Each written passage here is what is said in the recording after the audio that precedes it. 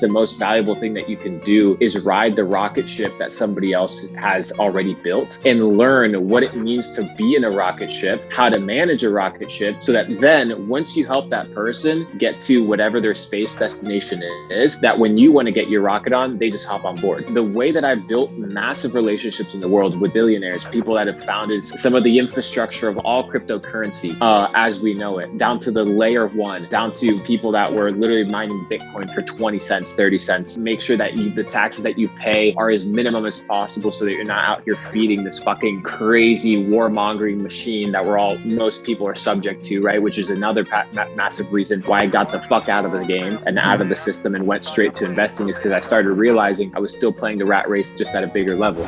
Understanding that on the other side, the ad that I was creating wasn't just designed to sell, but it was designed to convince people that what they were about to do was a good decision. And usually that comes from a place where you have, crowd like mentality, or you have this mob mentality, or you have this FOMO, or you have people reassuring or approving you. And usually it comes from situations. And I learned kind of how to put these things together with a book that I really recommend. It's called The Psychology of Persuasion. And in The Psychology of Persuasion, it talks about simple ideas that you can add in your copy, simple ideas that you can add in your interactions with customers that increase the likelihood of getting the outcome that you desire. And what people don't understand is that maybe the outcome that you desire initially isn't a sale.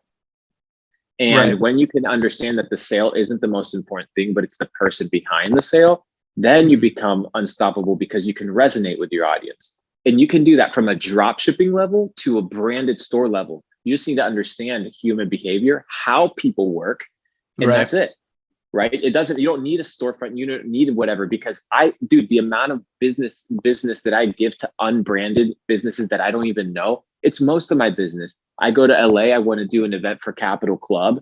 I call up some mumbo jumbo shop that I find like on Google that sells chairs. They don't have a social media presence. They don't have like a following or a community or a brand. They just have a service that I need. And if the service is good and it's quality, I'm going to use it again. Right. And it's in that interaction that you win and that you have an edge against your competitors. So yeah, dude, that's incredible. There's a lot of things that you mentioned that I think even translate to, I'm sure what we'll get into the next step in your journey, NFTs, and even nurturing relationships with, higher valued people. Something I saw, for example, is that you're close with the Tan brothers, a couple legends in the e-commerce space. I think something you understand is leverage, and how to maximize your leverage in every single possible avenue, even in like comments of your ads. Like, people don't think about that. So my next question for you is, how did you go from this guy from Argentina hustling, making it to this certain level, and then now positioning yourself in a way where you are networking with some of the top people in the industry and, building these connections that are just building your leverage? What I would say is you need to be valuable.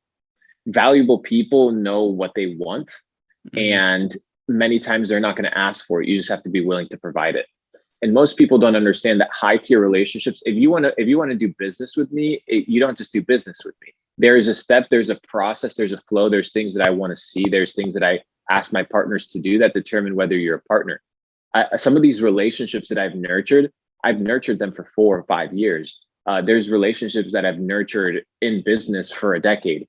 And it comes from understanding that the people around you are more than just people that are supposed to give you things, or that they're supposed to somehow be a leverage for you in business. Many times the most valuable thing that you can do is ride the rocket ship that somebody else has already built and learn what it means to be in a rocket ship, how to manage a rocket ship, so that then once you help that person get to whatever their space destination is, that when you want to get your rocket on, they just hop on board. So the way that I've built massive relationships in the world with billionaires, people that have founded some of the infrastructure of all cryptocurrency as we know it, down to the layer one, down to people that were literally mining Bitcoin for 20 cents, 30 cents. was being able to provide value without them asking, and that value actually have a net positive outcome in their life that was so big that it was noticeable, and that I didn't have to talk, but that my presence alone made their life better. And when you're in a place like me where we are now, and you're making money and you have connections and you know how to build businesses and you know how to manage teams and you know how to run a corporate structure, you know how to make sure that the taxes that you pay are as minimum as possible so that you're not out here feeding this fucking crazy warmongering machine that most people are subject to, right? Which is another massive reason why I got the fuck out of the game and out of the system and went straight to investing, is because I started realizing I was still playing the rat race just at a bigger level, which is kind of my transition when I started leaving e-commerce, and was like, if I can't sell something that I want my customer to actually own, I'm not going to sell it.